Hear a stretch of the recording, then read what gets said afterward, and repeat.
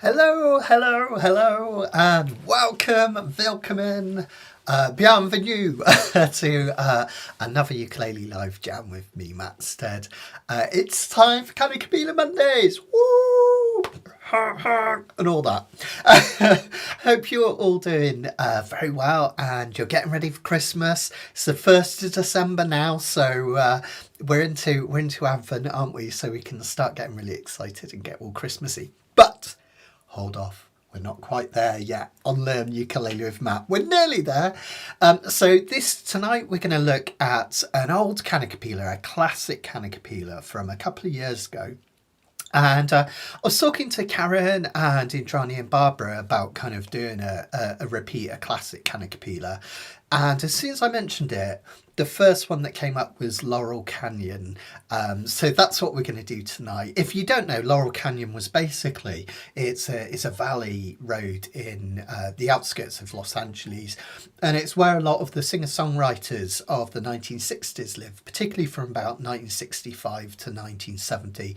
So you have people like Joni Mitchell, David Crosby, Brian Wilson from the Beach Boys, Frank Zappa, Carole King, so many great artists around that time being really, really creative. Jackson Browne, James Taylor, you know, the list goes on and on and on.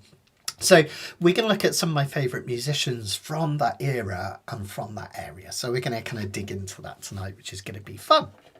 And then the next two Kanikapilas after that, we're going to have not one, but two Christmas specials. Ding, ding.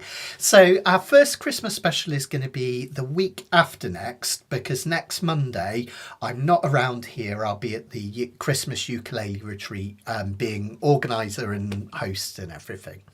So no Kanikapila next week, but the two after that before Christmas, we're going to do Christmas specials. And we're going to use the Ukulele Retreat songbook. Karen helped massively. In fact, she did most of it. The Christmas songbook that we're using this year, and it's fantastic. So we're going to use that, I thought, for the last two Kanikapilas, a nice way of kind of getting lots of use out of it. And we'll do some Christmas songs after that.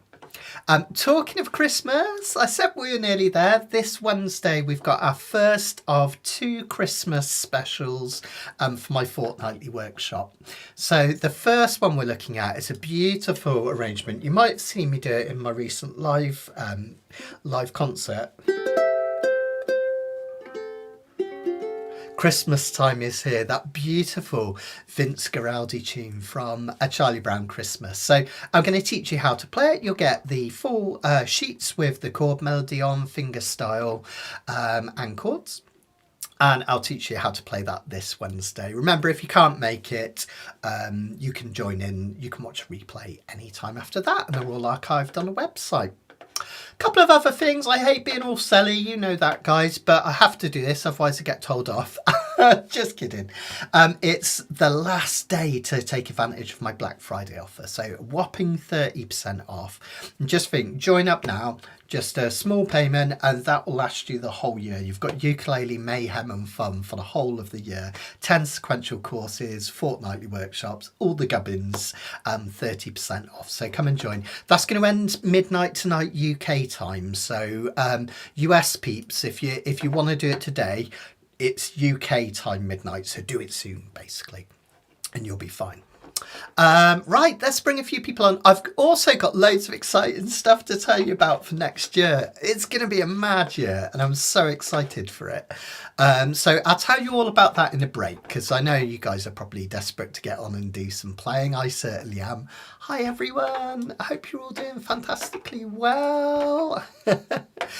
Is it raining where you are? It's been blue skies for ages. And I thought I thought we were going to continue that until Christmas, but it started tipping it down today, and apparently there's a weather warning out and everything, so we might get some flooding, but hopefully we'll be all right. So let's have a look. First time for over a week. Any reason not to, rather than picking one up? Oh, what's that, David? I didn't quite catch that. I might have missed an early part of the message. It's probably me being daft. Hi Ian, welcome to your first jam. I think you're going to enjoy yourself. We're going to have loads of fun. Some really nice pieces today. Anthony is asking if I've started my advent calendar yet. I'm a big kid when it comes to Christmas. I love the sentimentality. I love all that stuff. And yes, I did. Sharon bought me a Malteser Christmas special, but because Bobby got the wrong advent calendar, he was a bit miserable this morning. I let him have mine, so I've technically started it, but Bobby got my first chocolate, which is all good. There's a good Laurel Canyon documentary free on Prime Video. Yeah, I think I got a feeling that was one of the things that inspired me to do this originally a little while ago. It's fantastic, isn't it? If anyone's got Amazon Prime and they haven't seen it, definitely worth tuning in for, because that's fantastic documentary. Okay. Oh, Karen's got snow. Wow. It's getting towards Christmas. I was talking to Donna and Harry, who organised the ukulele cruise, and they were saying how they've got snow up where they are. So it's quite nice to talk about the Caribbean. Oh, I got you, David. I got you. Cool. All right then, let's crack on then and have a look at what we're going to be doing tonight. Give me just a second. I've got some random thing on my screen that I need to get rid of. How do I get rid of that? I'm not sure. Sorry guys. Let's see if I do that and come back again. Yes, good. Okay, right, so let's have a look at the sheets for tonight then. We're going to start with an absolute classic, Crosby, Stills, Nash and Young. To me, oh gosh, Joe bought one for a pup. I love it. Why shouldn't they get treats, eh? So to me, Crosby, Stills and Nash are almost like the epitome of the Laurel Canyon scene. They got together around the kind of mid to late 60s. And this is one of my favourite songs from them. The brilliant thing about this one is it's really nice and simple as well, because it's in the key of C. And it uses the four most common chords in the key of C, which is C, which is the 1 chord, F, which is the 4 chord, G, which is the 5 chord, and A minor, which is the 6 chord. Tim's just saying he's going to try not to be too annoying about the weather on Oahu. No, you enjoy it for us, Tim. That's not a problem. It's all good. So remember, we number chords in any key 1 through to 7, and they each have their own kind of independent personality, if you like. C is your home, steady chord. 2 is the melancholic pop-tastic minor. The 3 chord in any key, which would be E minor in this case, and that's the saddest sounding chord. The 4 chord creates a sense of change. It makes you want to go somewhere. 5 chord is tension. It makes you want to go back to the start. In this case, a G makes you want to go back to a C. 6 chord, a touch melancholy, which you'll see in the bridge. 7 chord, the weird diminished or half diminished jazz chord, which rarely comes up in pop music. So here we've got one of the kind of most common chord changes that you can do. We've got the 1 chord setting us off on the journey. We've got the 4 chord and F to create a sense of change. Remember, a lot of folk music just goes between the 1 and the 4 chord. It's a nice way of just a steady way to do a verse. Then we're back to the 1 chord, and then at the end of the line we have a G chord. I'll talk about the sus chord note in a minute. So that's C, F, C, and G. Now you can think of each of those chords in this song for 2 measures, but I'm going to play it kind of with the measures spread out a little bit. So I'll show you what I mean.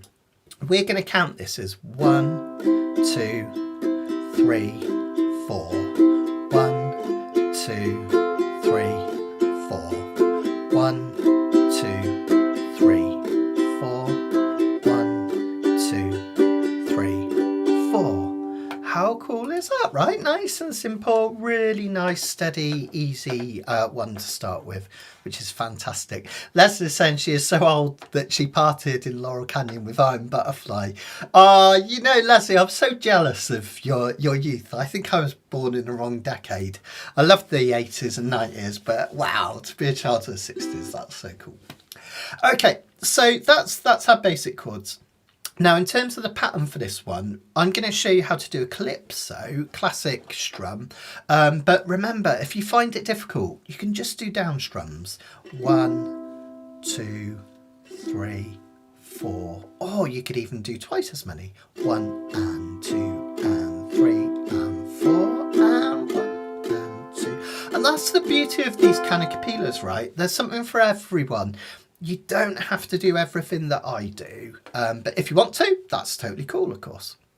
So, strum pattern for this one, we're going to do a calypso strum. That's down, down, up, up, down, up, down, down, up, down, up. Walk, running, I'm running. Walk, running, I'm running. Okay, so that's a down, down, up, or walk, running. And then we start with another up, up, down, up. Okay. And this is kind of like that Swiss Army knife that you can use for everything. We can do it quite quickly, about this tempo. Okay. And we're going to do that twice per measure. So there's your second. Okay, just like that. Remember, if you find that difficult, just... this will be also fine. All right? So you can play along. I'll be your backing track. You'll be absolutely fine. Now, notice up here we've got this lovely note where it says try sus chords. And sus chords is where you take the third note of a chord. So in the key of G, G, A, B would be the third note. So you play a G chord. Don't sweat the theory. I'll just show you how to do it if you're not interested in the theory. But that's a B note there. A sharp, B. Okay. And what we do to make a G chord into a sus2 chord, we take this finger off. So basically we're replacing this B note with an A note. G sus2.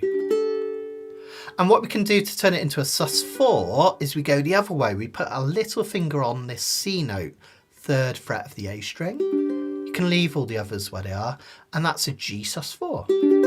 Okay. Like so. Okay. So G sus2, G sus4. And this is the same shape on guitar that they would play a D on guitar.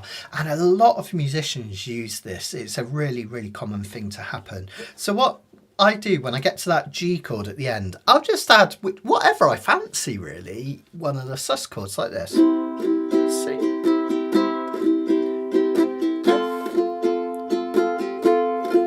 F. C. Here it comes.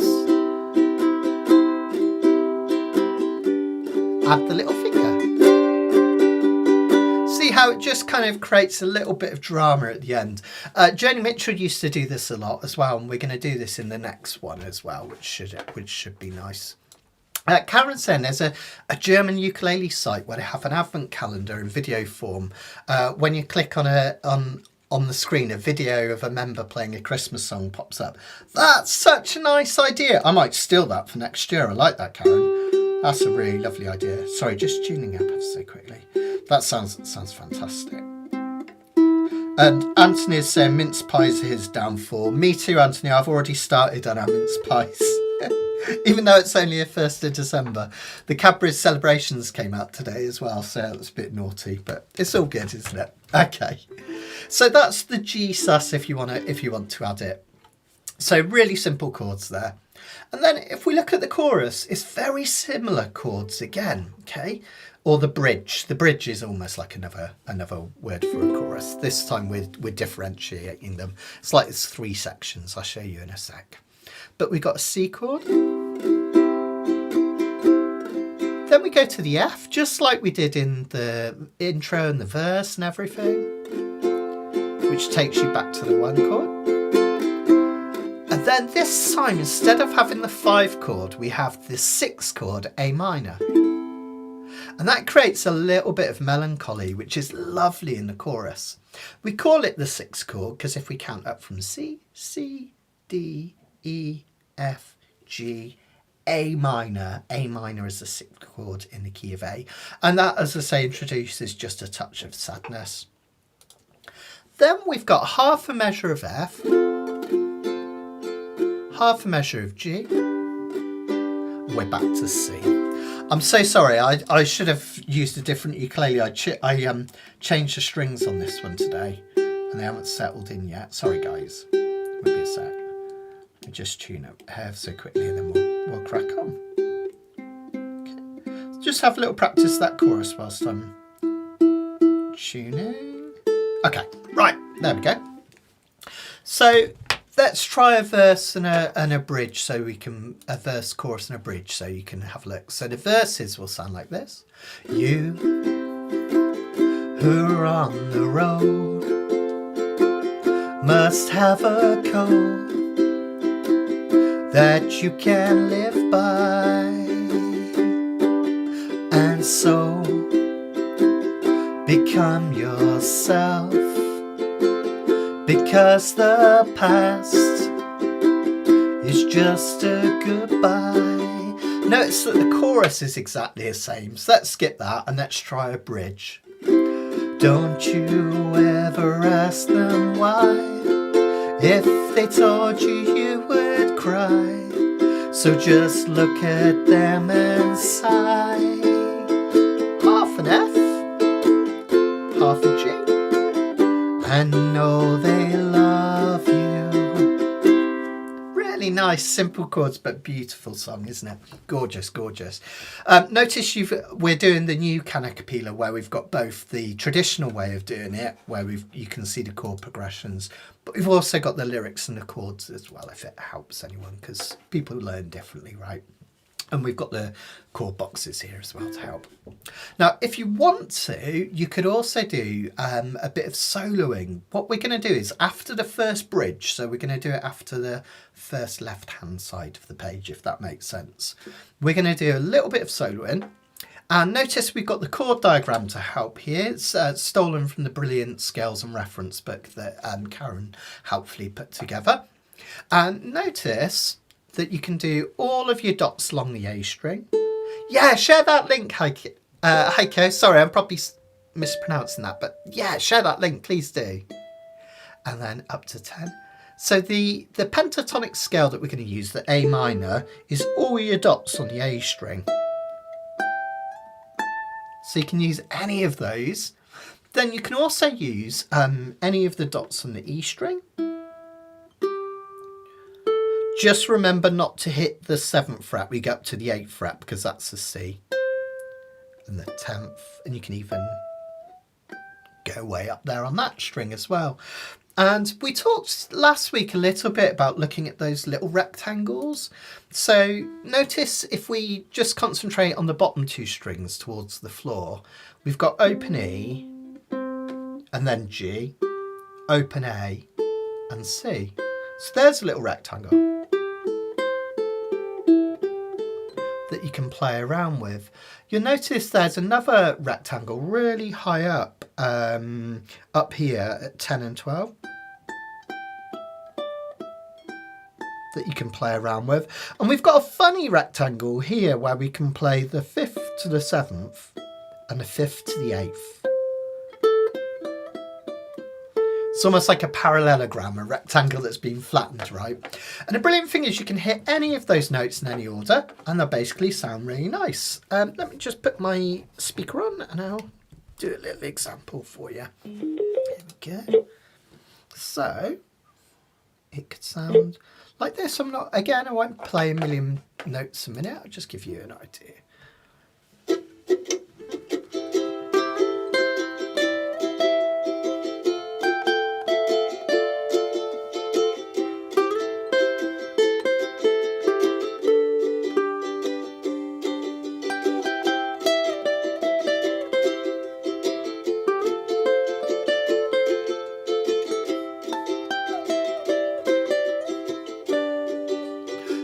Try having a little play around and see if you can come up with your own solo on that bit. That'd be fantastic. Yeah, everyone wants to see the German Advent calendar. Such a good idea. I think it's fantastic.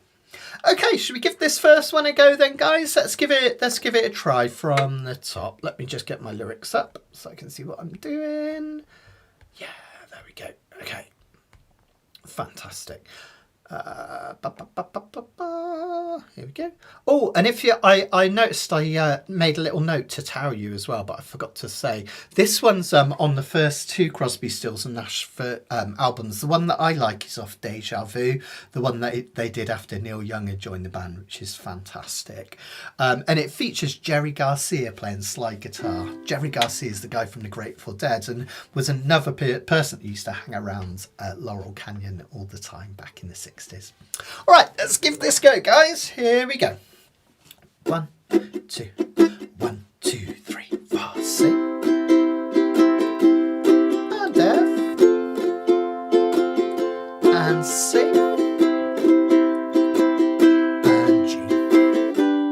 Great. Here we go. You who are on the road must have a code that you can live by, and so become yourself, because the past is just a goodbye. Teach your children well, their father's hell did slowly go by, and feed them on your dreams, the one they picks, the ones you'll know by. Rich, don't you ever ask them why, if they told you you would cry. So just look at them and sigh. F and G. And know they love you. Try a little solo or strum with me. C. And F if you're strumming. C if you're strumming. And G. And again.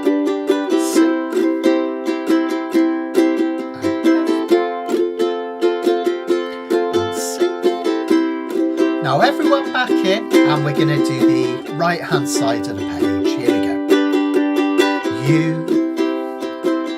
of tender years can know the fears your elders grew by, and so please help them with your youth. They seek the truth before they can die. Teach your parents well, their children's hell will slowly go by, and feed them on your dreams, the one they picks, the ones you'll know by.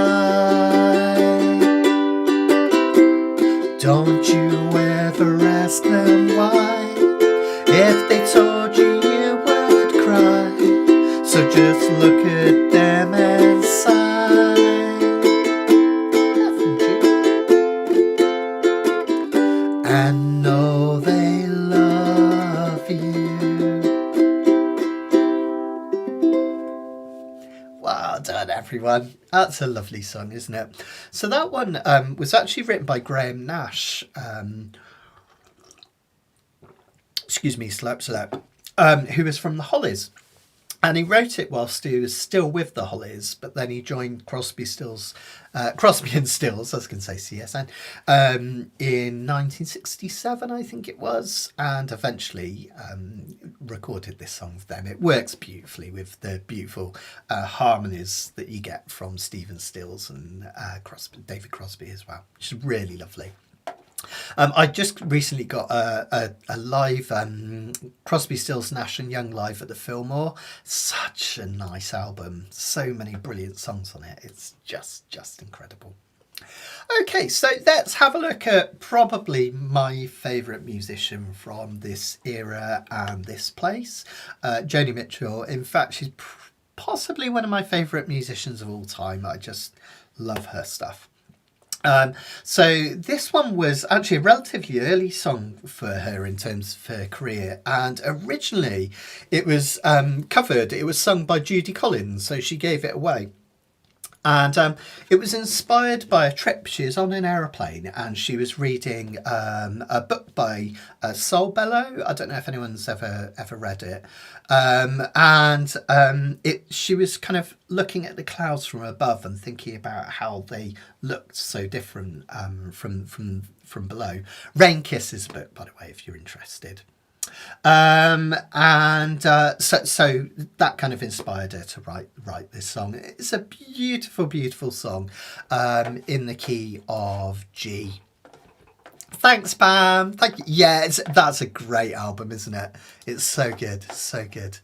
I love those early Crosby, Stills, Nash albums, and the CSNY ones. Just absolutely brilliant. So yeah, fantastic. Thanks, Pam. Thanks, Laura. Brilliant. Okay, so let's have a look then at both sides now. Beautiful song. This one's in the key of G. And Joni, as you know, she loved using these really rich chord voicings, kind of jazz chords really, things like G major sevens and A minor sevens rather than the bog standard G and A minor. She in fact played her guitar in lots of different open tunings, which made these chords sound especially rich, which is a really nice thing. There's a brilliant photo. I kind of love it. If you're ever kind of sick of misogyny in the world, right, and you think power to the people, right, woman power, girl power, whatever, right, there's this brilliant photo of Joni Mitchell and she's sat playing guitar and Eric Clapton's just sat at her feet looking up, like trying to work out what she's doing, and I just love that. I think it's fantastic. It's like, you can't do that. So cool, right? So this is in the key of G. Notice right from the off, we've got those lovely suspended chords again. So that's where we play the fourth of the chord rather than the third. So normal G major, remember? G sus4. All we need to do is add the little finger here to the third fret of the A string. It's a squish, right? You can see that I've got all four fingers down. G and G sus4. And we're basically going to we're going to hit that chord and this chord progression as the intro, but we're also going to do it after every chorus. It's going to sound like this. So half a measure of each. 1, 2, 3, 4. 1, 2, 3, 4. Okay, really sweet, lovely way to start the song. Then we've got a beautiful chord progression in the key of G. We've got a 1, 6, 4, 5 progression, and that's one of the most common chord progressions of all time. 1, taking you from home, so that's your G chord. 6, creating that melancholy, G, A, B, C, D, E. Okay.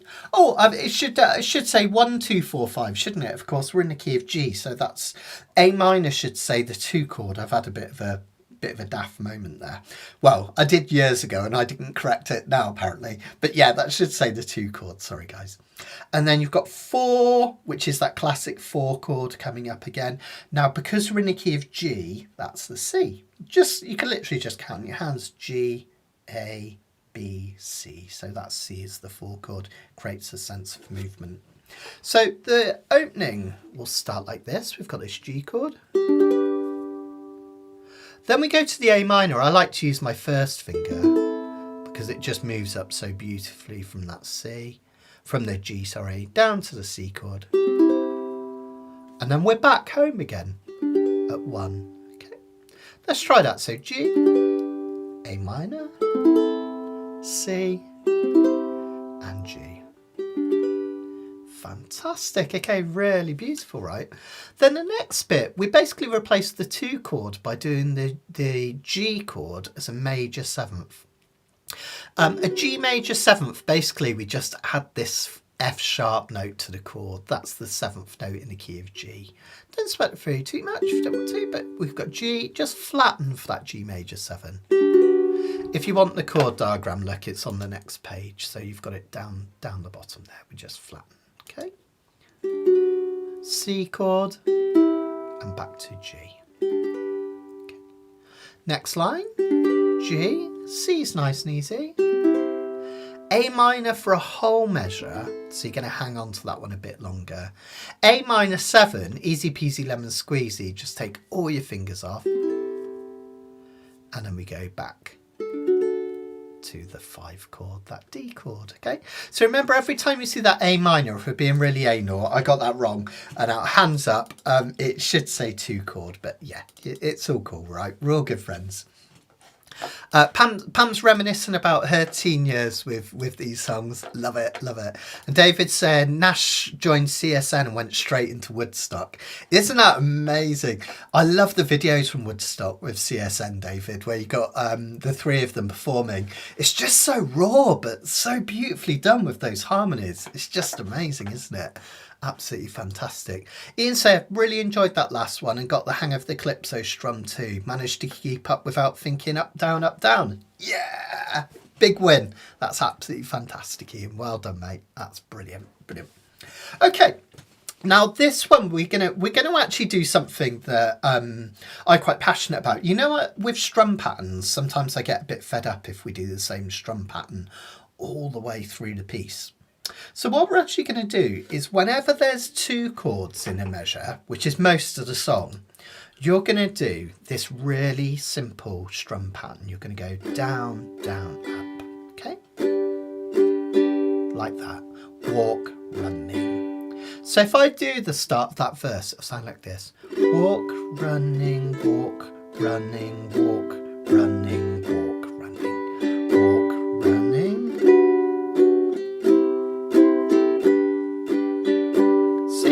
Just really simple. Then when I come to a measure which has a chord for a whole measure like this A minor, I'll do that calypso strum. Finger off, and then the D chords. Okay, so walk, running, walk, running, walk, running, walk, running, walk, running, walk, running, walk, running, walk, running, walk. Running, walk, running, calypso, calypso, and calypso. Okay. Now remember, this is really crucial. Everyone can have a go at this stuff. You don't have to do that. If you find it easier, just strum up and down for the whole thing. As long as you're doing that in time with us, that's absolutely fine. Or if you find the chord changes difficult because you're doing the strum, what you could do, because this is a slow song, it sounds lovely anyway, is just strum once per chord. Da, da, da, da, da, da, da. Gives you a bit of time to think about those changes, right?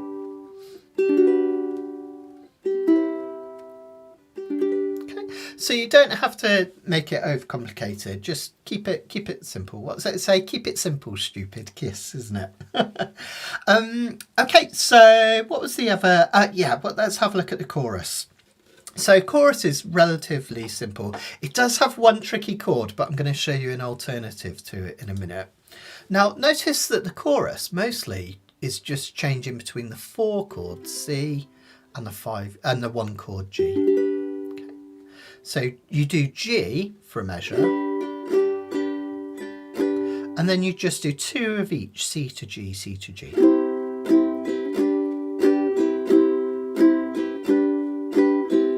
Okay. Notice that when I change between C and G, that I keep this finger down the 2nd fret of the A string. That allows me to easily pivot between the 2. It's really good if you can keep a finger down when you're changing chords. The difficult one here is we've got a B minor, the 3 chord. And remember, you don't have to remember all of this in one go. If you do Kanikapila regularly, I'll keep repeating stuff and it will soak in. But the 3 chord in any song, I always say that's the saddest sounding chord. And this chorus is quite a sad chorus in terms of some of the lyrics. So you've got, where is it? I've looked at clouds from both sides now, up and down, and still somehow clouds, illusions I recall. I really don't know clouds at all. So it's kind of particularly later when she says I really don't know love at all. It's a sad lyric. So the lyrics, so the chords kind of match that lyric. We've got that sadness. So the 3 chord in this case is B minor. Okay. So G, A, B. So we always play the 3 chord, or we nearly always play it as a minor chord, like so. So you're going to bar the whole of the 2nd fret, and then you're going to reach up with your ring finger to the 4th fret of the G string. Now remember, try and keep that wrist as straight as possible. Try not to put a crook in your arm, because it's really bad for you in terms of your health and everything, because it can really cause problems with your fingers. So we want to keep it straight as possible. Okay. Uke at 45-degree angle, which allows this bar chord to fit in perfectly. Look what happens if I hold my uke horizontally. That bar chord's really hard to do. 45-degree angle, finger fits perfectly. Okay, that's why I'm always banging on about this stuff. It's not to be a mean teacher, it's to actually help you loads in your playing. Okay. Notice I've got a little bit of my finger showing over the top of the fretboard, so it's not here, it's up like this. That allows me to keep this really straight. It means I'm using the strongest part of my finger, which is the fattest part, the lowest part. Okay. And it also means that this finger can kind of form an arch. Can you see how it reaches over? As if I do this, can you see how it makes this finger kind of flatten a little bit? So it's another really nice thing to do. You can either take that up to a C, those that have done this lots, by moving the shape up and adding your 2nd finger, or you can just do a normal C down here. It's absolutely fine. Now, if you really struggle with that B minor, and if you're a beginner, you will, because it's a tough chord, right? It'll take a load of practice. What you can do is just play another of those G major 7s. Okay.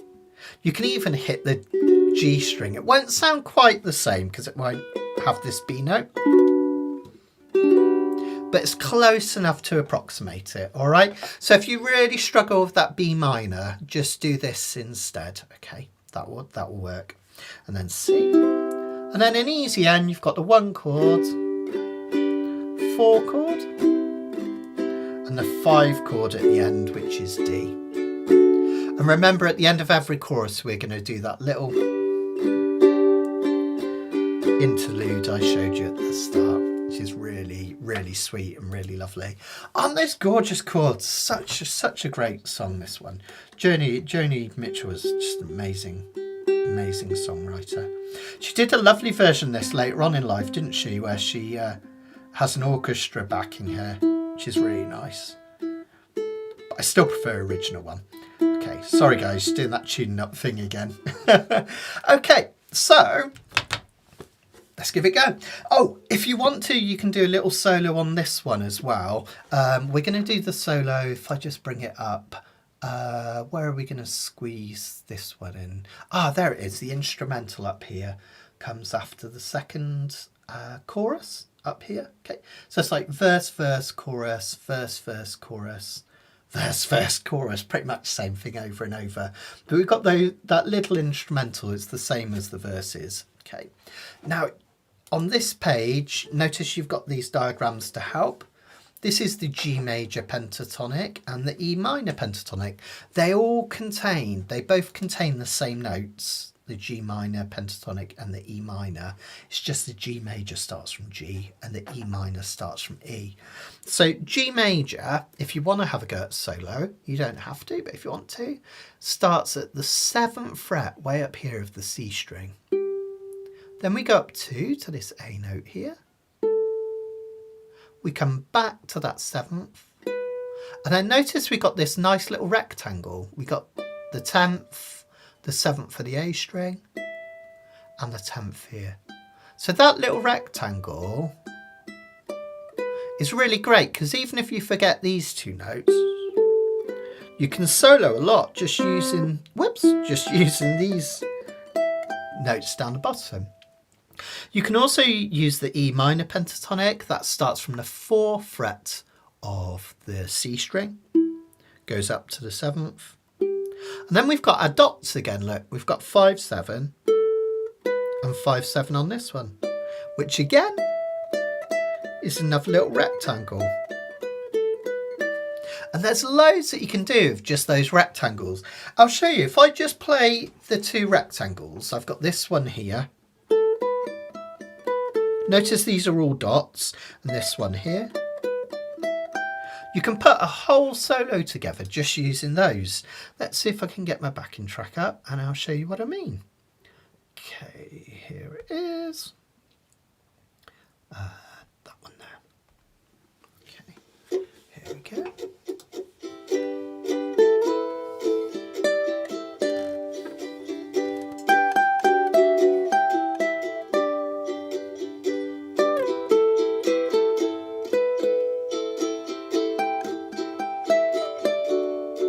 So that was just using notes from those rectangles. And because this is a slow song, have you ever heard the phrase less is more? Even if you just do a few notes and let them hang, it sounds really beautiful because the chords are changing underneath. Have a listen to this. I'll do hardly any notes, we'll make it sound really pretty.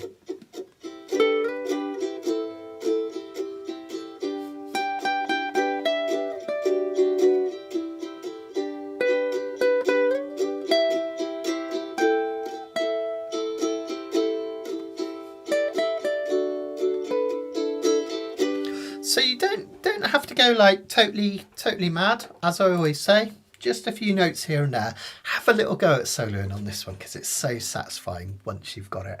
Okay. We're ready to do a bit of Joni. I'll put this one up so we can see the chords and the lyrics as well. Let me just pop that there. Okay.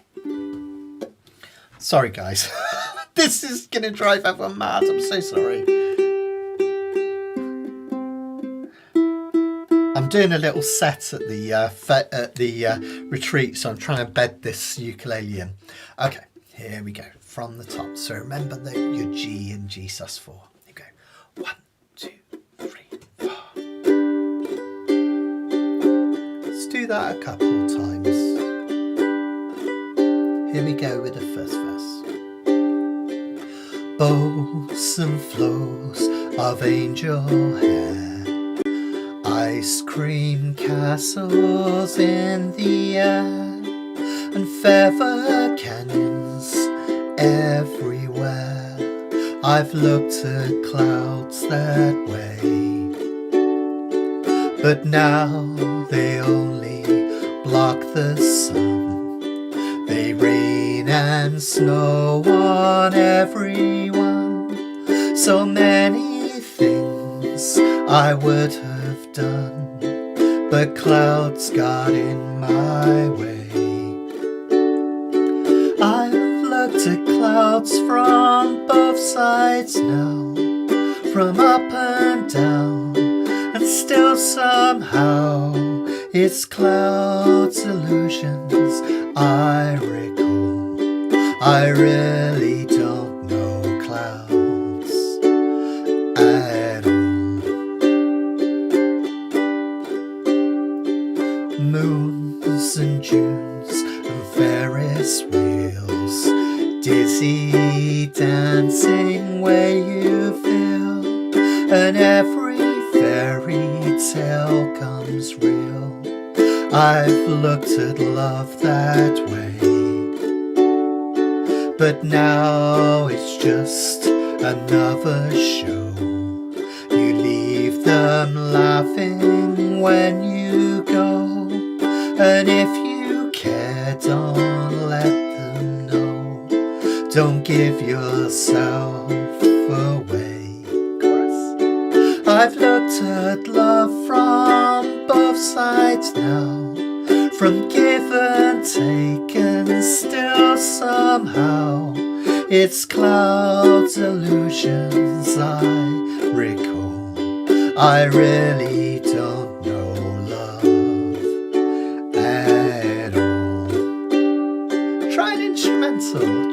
solo. Hit those pentatonic rectangles.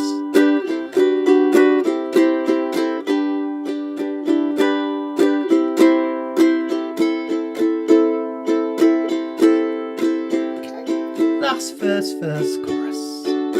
Tears and fears, I'm feeling proud. Say I love you right out loud. Dreams and schemes and circus crowds, I've looked at clouds that way. But now old friends are acting strange. They shake their heads and say I've changed. Well, something's lost and something's gained in living every day. I've looked at life from both sides now, from win and lose, and still somehow it's clouds, illusions I recall. I really don't know life at all. One more of those. I've looked at life from both sides now, from win and lose, and still somehow it's life illusions I recall. I really don't know life at all.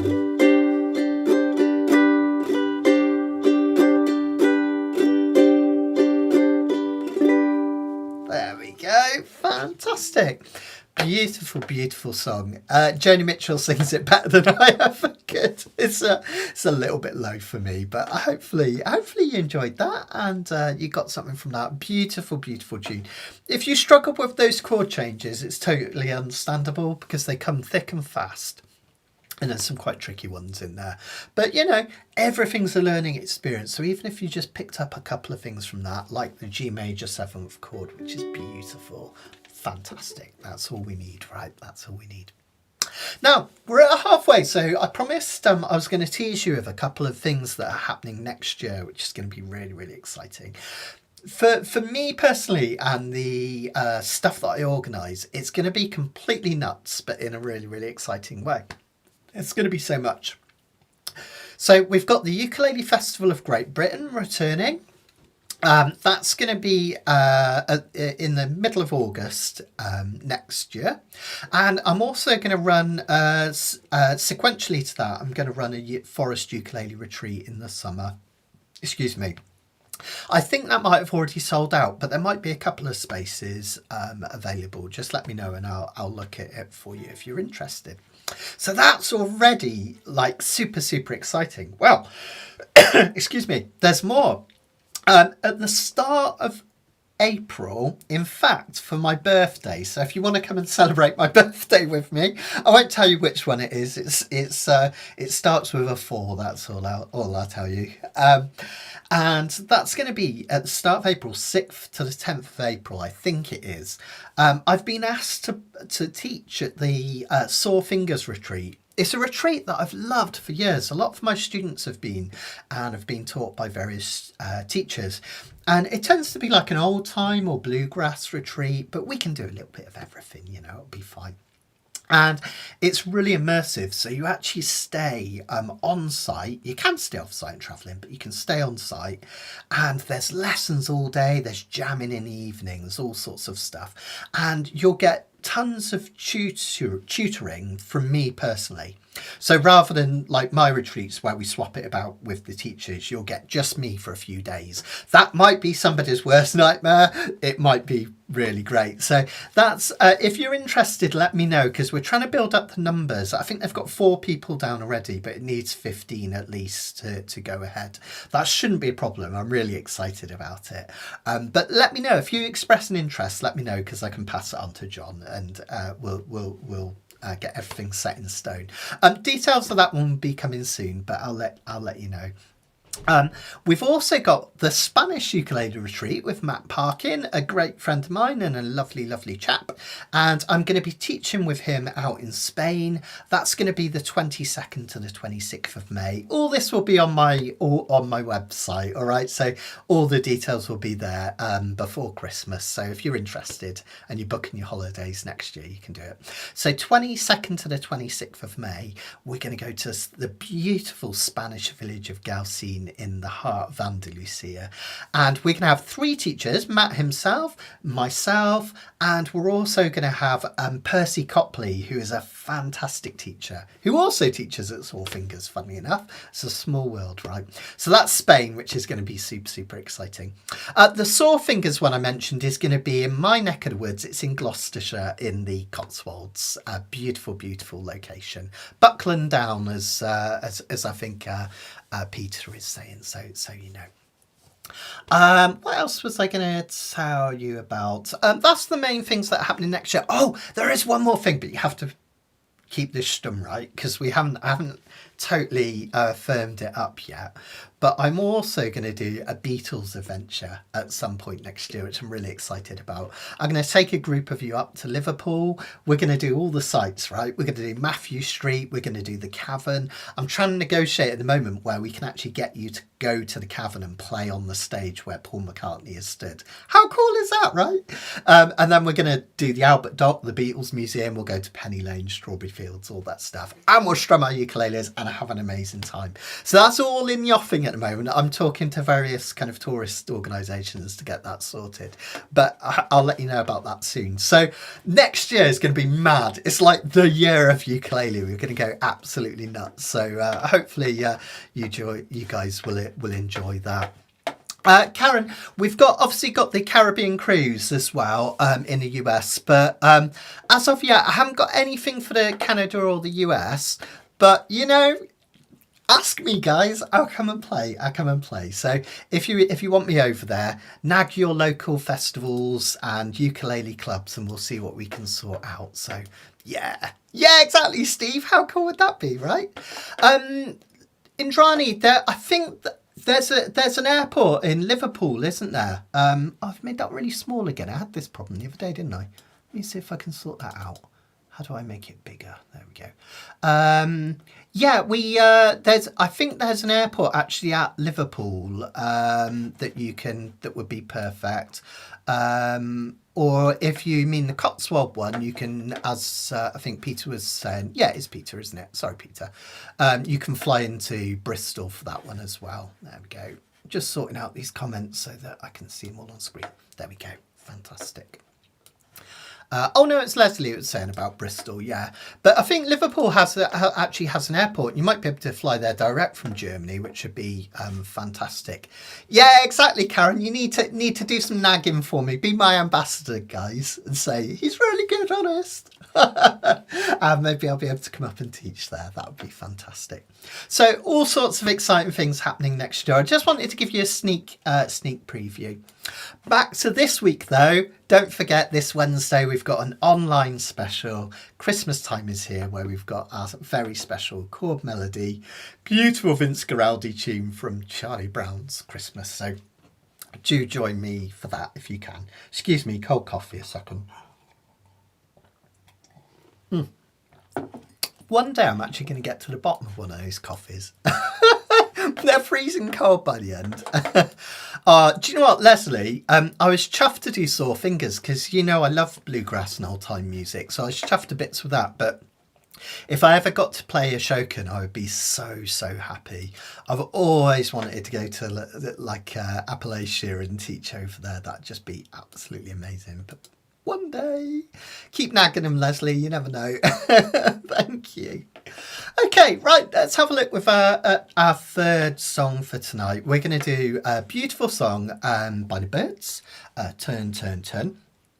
I say it was by the Byrds. Of course, we know it as, most of us know it as a tune by the Byrds, which was actually on their album, which is called Turn, Turn, Turn as well. But was it Mr. Tambourine Man? Was it Turn, Turn, Turn? I'll have to check that.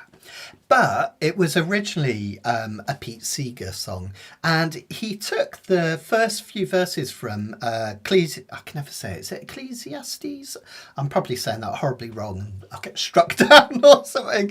But it's from the Bible, and it's interesting. Pete Seeger basically took the first few paragraphs verbatim and put them into with a melody to create this song. That was 1959, I believe. And then in 1965, the Byrds did their own pop-tastic cover with the jangly 12-string guitar from Roger McGuinn even, and the beautiful vocals from David Crosby and Gene Clark. Gene Clark's one of my absolute favourite musicians. So underrated. If you've not looked into Gene Clark's solo stuff, do it, because it is absolutely amazing. And the Dillard and Clark stuff is great as well. So yeah, fantastic.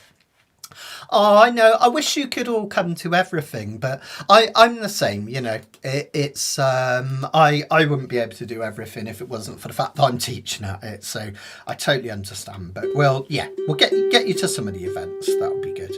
And I do want to come and do an American meet and greet and play as well over there at some point. So we'll get there. We'll get there for sure. Okay.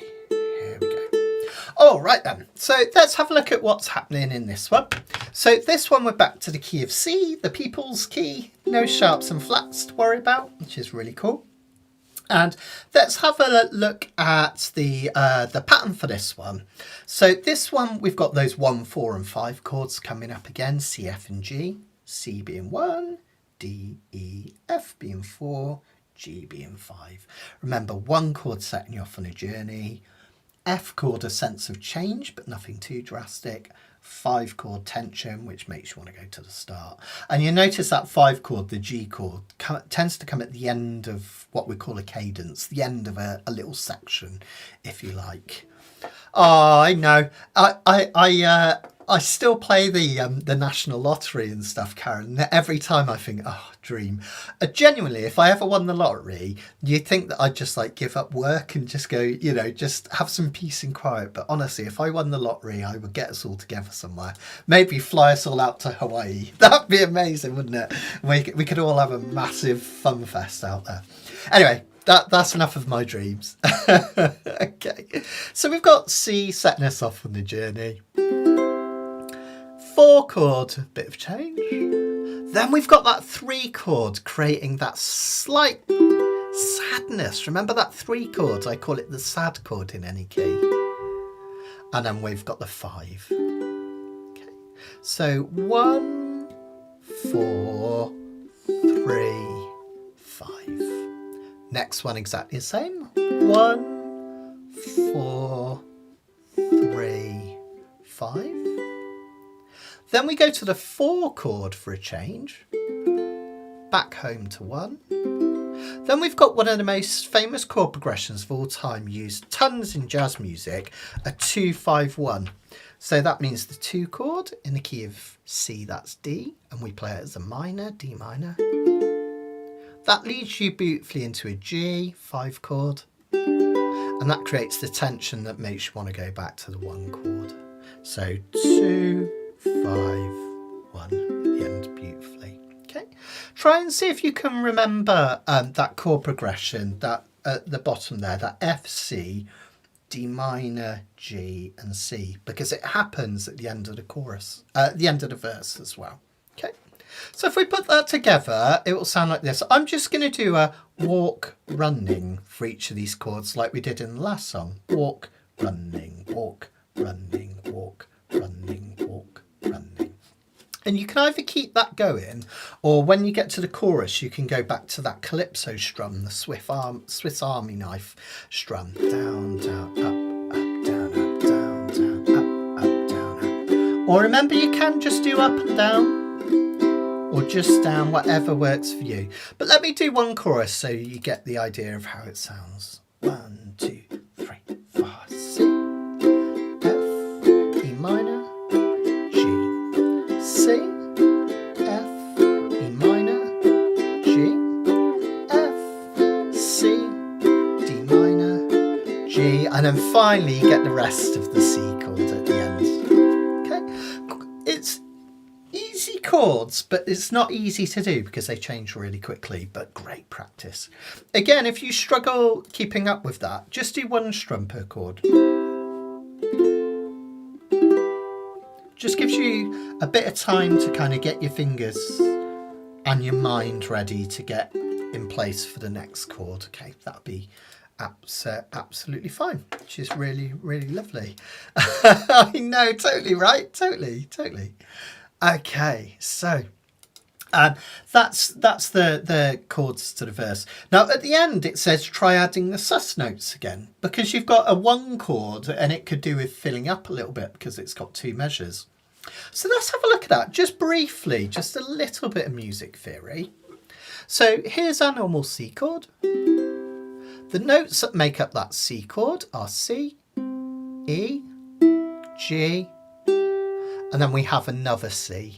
Okay, that's the first note of the C scale, the third, which is E, C, D, E, the fifth, which is G, and then we have another C. So remember, we can turn any chord into a sus4 by taking the 3, that's this E, and pushing it up to the 4, which is F. So C, C sus4, C, C sus4.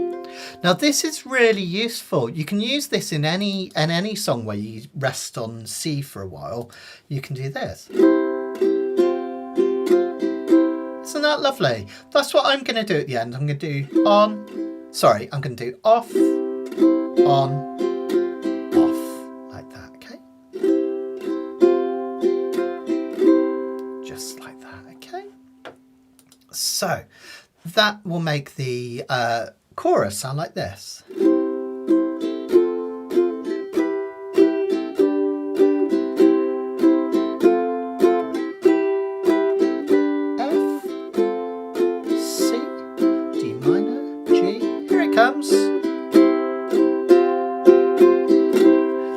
Lovely. It kind of adds that jangliness, which is really nice, kind of Byrds-esque, which is really nice. Karen's saying we might have missed a turn off one of the choruses. I think there is a season, turn. Yeah, I might have cut a turn off by accident, Karen, but it kind of works with the two anyway, quite nice. So yeah, don't worry. And David's just saying one finger on D sus2. You could use one finger for D sus2. Yeah, absolutely. So a normal D would look like this. You could just lift up for D sus2. Like that, which is really nice. But for the C, just add that one and back again, which is really nice. So basically any chord, if you just want to sus it, just add the 4/4 or the second, which is really, really nice. Now, this is really interesting, right? Same era, but, well, actually about a decade earlier, because Pete Seeger wrote this originally. But notice that the chords are really similar in the verse to the chorus from the first song we did. We got G and C again. G, back to C. To C, G, back to C, and then we've got F, C, D minor, G, the bit I told you to remember at the end, which is really nice. So the chorus, the verse is mostly G to C, that's the 5 chord, going back to the 1 chord, which you can see, yeah. So we've got the C chord, going back to the 1 chord. Oh, I get what you're saying, David. You're saying is the finger D sus2 if you use the number 1 finger on D. First string. Yeah, that would, but that. Well, it's interesting, David. It doesn't quite work that way to a D sus2. I suppose if you wanted to play a C sus2, you could add a D note to it. But the trouble is, it's a little bit awkward because the E string if that's still open, it's technically not a sus chord because you've still got the third in it. So it makes it a little bit more awkward. But yeah, all sorts of things you can do. Yeah, D, E, F, G. Yeah, I think that makes sense. Anyway, okay. Sorry guys, I'm being daft. So that's the chords. Really, really, really simple. Now this one has another instrumental that we can do. Where are we going to do that one? That's going to come after the second chorus. Look down here. We're going to do a whole chorus instrumentally and a whole verse instrumentally. So this gives you a real good chance to get stuck into your solos. The brilliant thing about this one, because it's in the key of C, we can use the C major pentatonic, which is the same as the A minor pentatonic, and it gives us our classic chance to use our dots trick. So you can do your open A, 3rd fret, 5th fret, everywhere there's a dot, 7th fret, 10th fret, 12th fret, and you can even go up there. E string, open E, 3rd fret for G, 4th fret for 5th fret for A. Now don't hit this one here because it's a B, we want another C.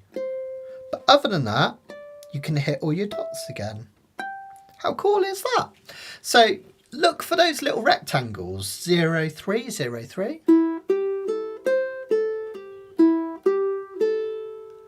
Or you could do the high rectangle up here. We could do this rectangle here. But just notice we need to go to 8. We've even got this one here. So see if you can just start to get used to some of those rectangles. They really help you in terms of learning how to solo. Yeah, you've got it, David. So that would be, if you do that one there, because we've still got the E, we can't call it a suspended chord. So what we do with this one is we call it a C add 9. We don't really tend to use 2 and 4 when we describe chords. We go above the chord. I know it's a bit crazy. So that would be a C add 9, that one, which is in effect a C add 2. It's just the way we call it. Just the way it's daft, isn't it? It's just what we do. Okay, so I think that's everything. Let me just do a little solo so you can get an idea. Again, I won't do a crazy amount of chords because that's crazy amount of notes. That's not the point. But notice we've got a fair bit. We've got a fair bit of time to get stuck into this one.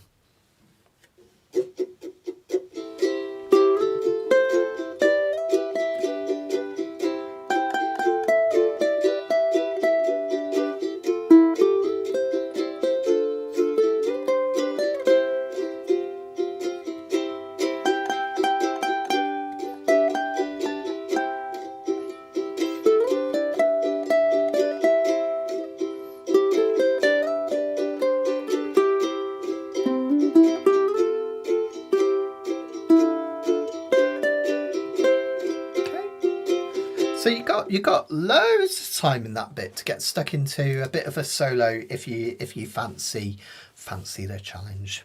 Right, one last big slurp of very, very cold coffee and then we'll get going. This isn't a genuine thing, don't worry. This isn't a genuine plea, but if anyone wants to get me a Christmas present, if someone can buy me a cup warmer, I think that'd probably be the best Christmas present ever. I just thought I should probably get one of those and then I wouldn't have cold coffee all the time. Right, okay, from the top, guys, let's give it our best. Let's just roll a C to get going. 1, 2, 3, 4. Okay, start counting along when I start singing. To everything, turn, turn, turn. There is a season, turn, turn, and a time to every purpose under heaven.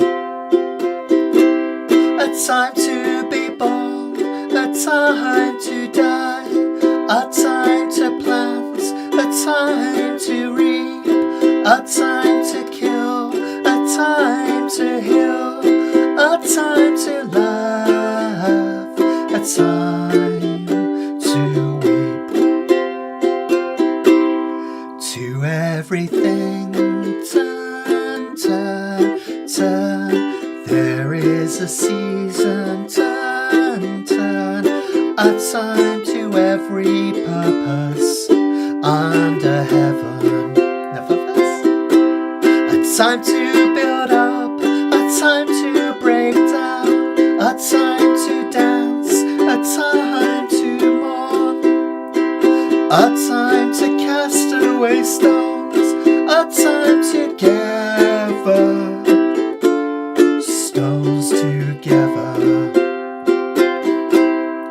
To everything turn, turn, turn. There is a season, turn, turn. A time to every purpose under heaven. Try an instrumental. Hit those pentatonics.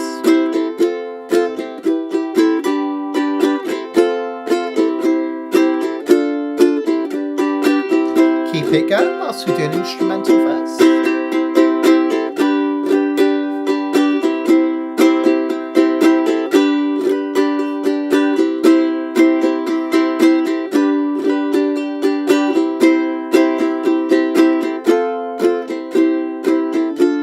Get ready to come back in for the last verse. A time of love, a time of hate, a time of war, a time of peace, a time that you may embrace, a time to refrain from embracing. To everything turn, turn, turn. There is a season, turn, turn. A time to every purpose under heaven.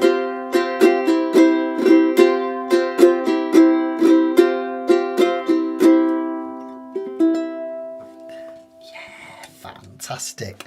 Lovely slice of jangly nice there, which is really, really super sweet.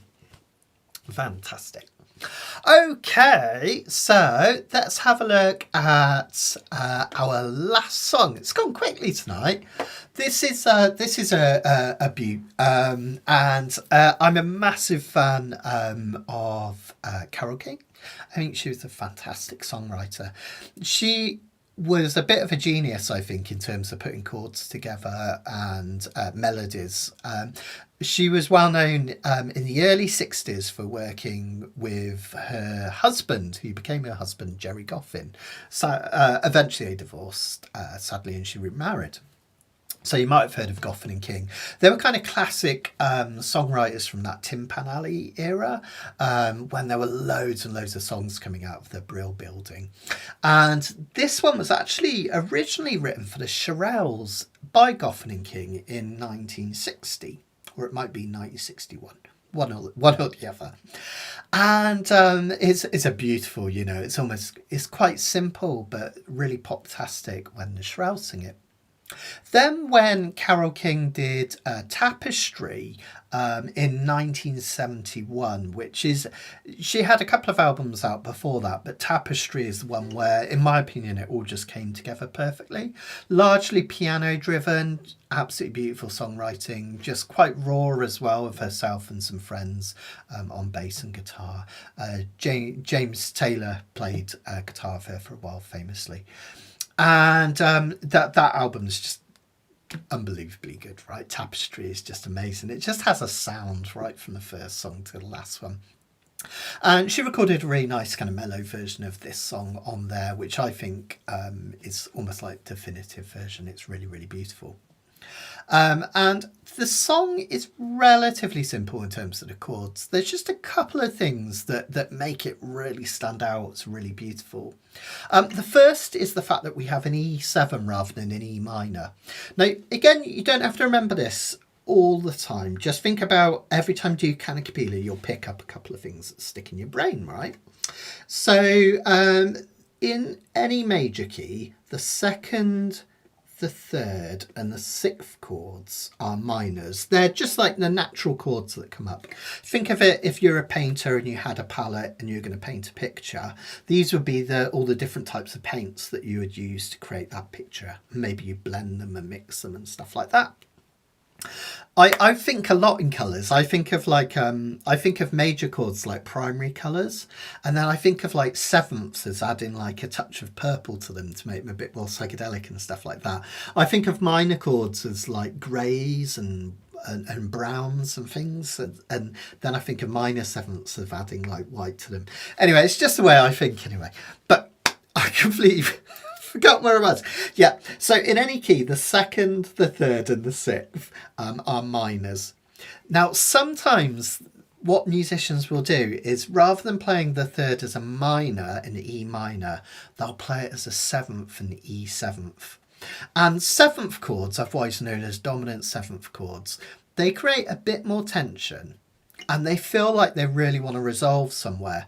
And this is really lovely because what happens is that E7 wants to resolve to an A minor. The reason being, any chord that's 5 above another one, it loves resolving to it. So if I count up from A, B, C, D, E is 5 above it. So that E7, if we played it as an E minor, it would want to go to A minor.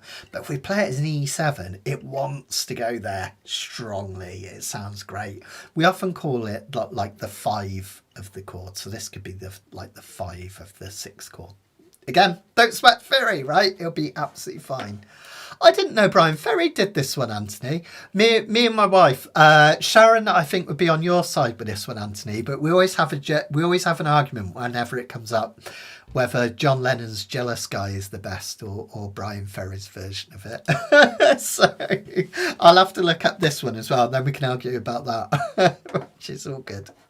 So come on, let's have a look at these chords then. So start off, hopefully you're starting to realise these patterns like the 1, 4, 5 chords. Really, really common. So just like we did on loads of the songs, we start off on the 1 chord.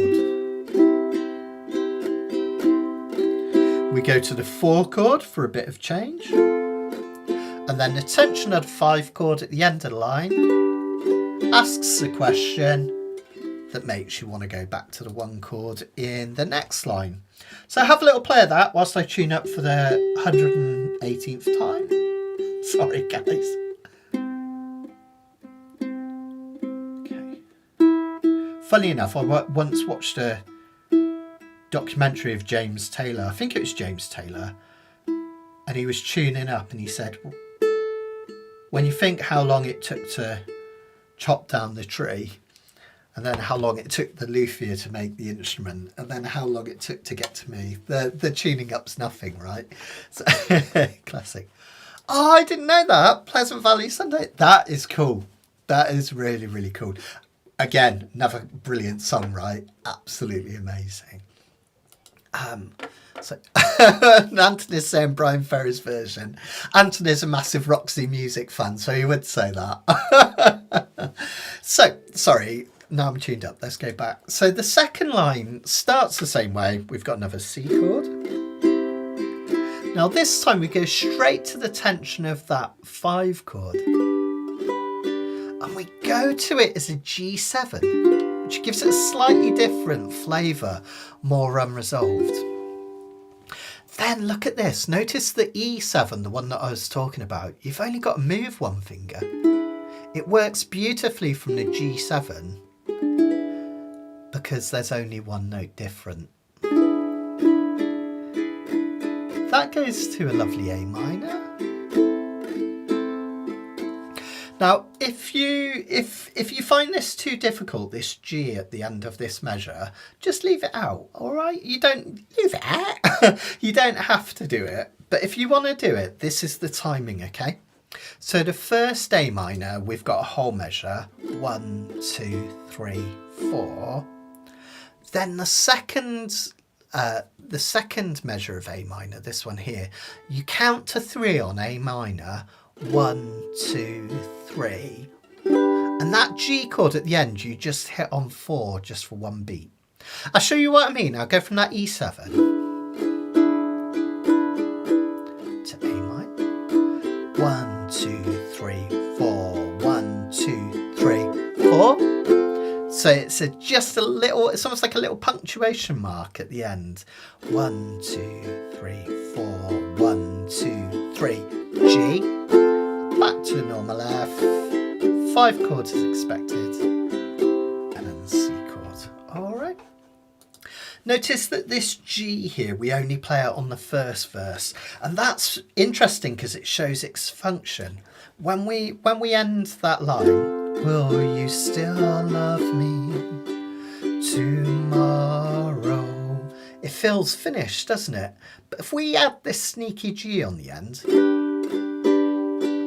it makes you want to go back round. We call it a turnaround. It makes us want to go back to the start. Whereas that wouldn't necessarily work with the bridge because the bridge goes to an F, not a C. So that's why we're only playing that the first time round. You'll see it on the music sheet anyway. It's absolutely fine. Then, lovely chord combination in the chorus. The chorus often starts, when we go to a bridge or a chorus, we often start it with the 4 chord, because remember that 4 chord, I nicknamed it the change chord, creates change, makes sense to start a new section with the change chord. Sorry, let's go. Okay, so we start with F. Then we go to the 3 chord. Notice how sad this chord sounds. If that doesn't kind of pull at your heartstrings a little, you might in fact be a robot. Okay, so 4 chord, 3 chord.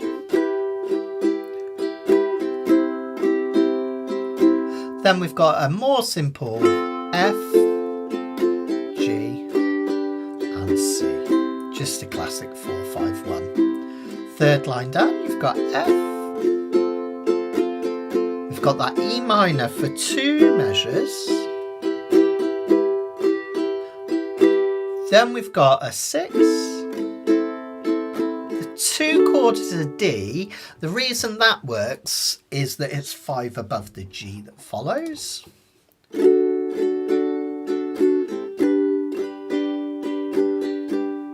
that makes you want to go back to the start.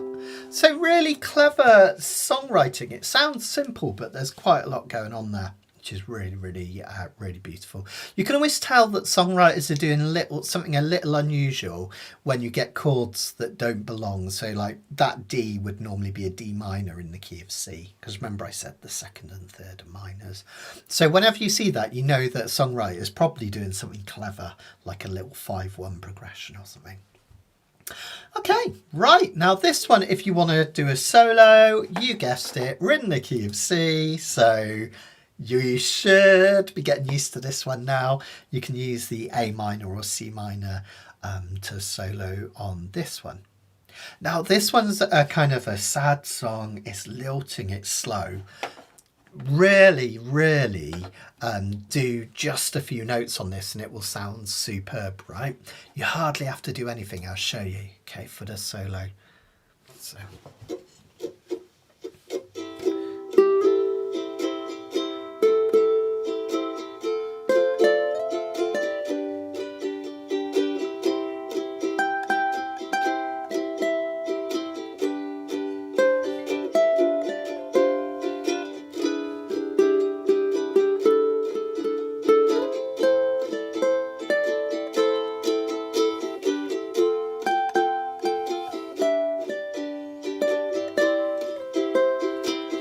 Did you notice at the end there I did something a little bit cheeky, which you can have a go at? I often like to just do like a little quote from the melody. So mostly I'm noodling around, right? Just with combinations that I like. But I'll often just put a little snippet.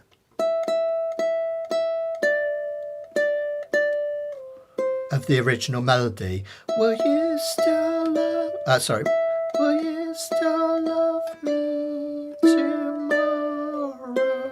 If you want to have a go at that, that's just an E note at the 7th.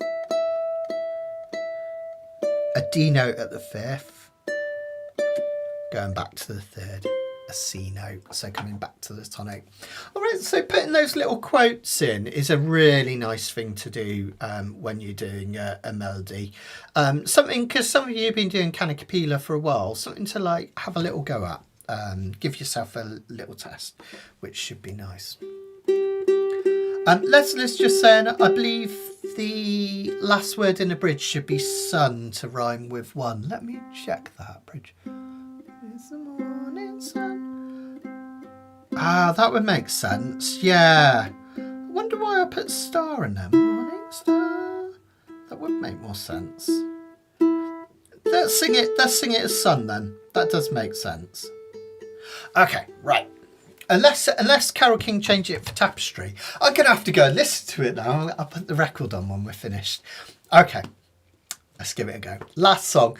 Want to say a massive thank you again for joining me tonight. I love our Kanikapilas.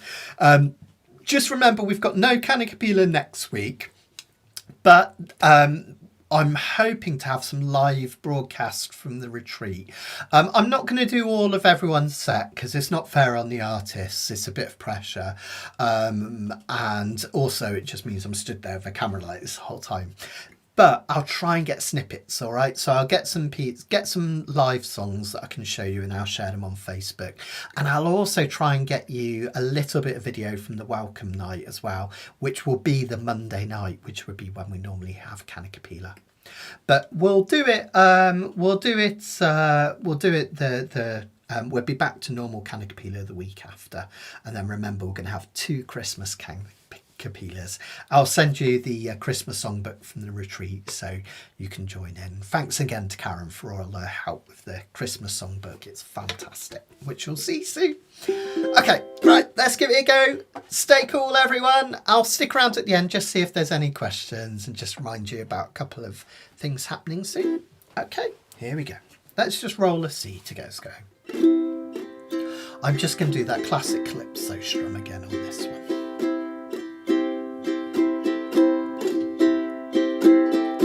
Tonight you're mine completely. You give your love so sweetly. Tonight the light of love is in your eyes. Will you still love me tomorrow? Another verse. Is this a lasting treasure, or just a moment's pleasure? Can I believe the magic of your sighs? Will you still love me tomorrow? Is that bridge? Tonight with words unspoken, you say that I'm the only one. But will my heart be broken when the night meets the morning sun? Try a little solo.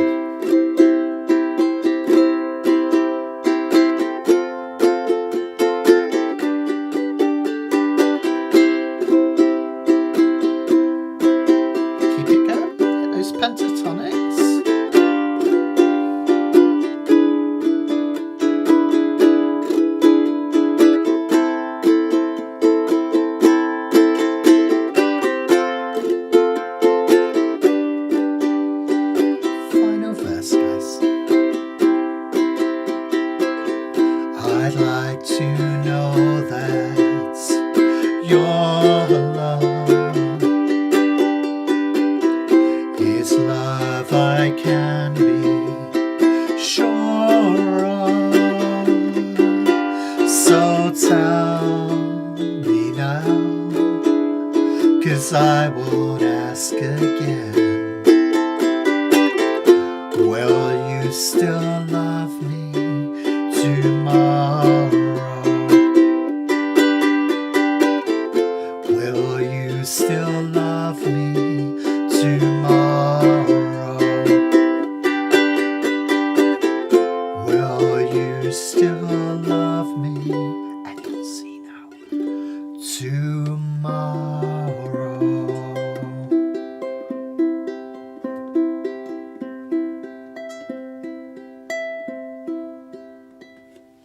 Wow, done everyone. Gorgeous song, isn't it? I think a lot of people think of that as kind of cheesy, like cheesy, easy listening, but I think it's just such a beautifully crafted pop song. Absolutely wonderful. Carole King's amazing. Yeah, absolutely incredible artist.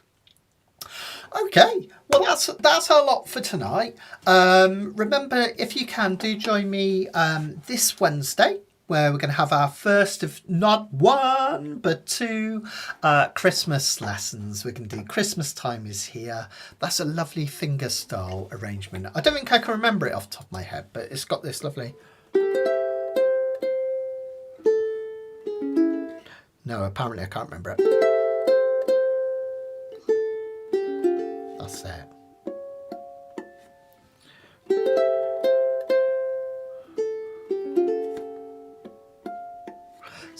It's such a gorgeous melody. I think it's lovely. So come and join me for that if you can. That's going to be this Wednesday, 3:30. Remember, you can turn up. You can, if you miss it, you can turn up late. You can leave early. You can watch the repeat. It's absolutely fine. Thanks, guys. Thank you.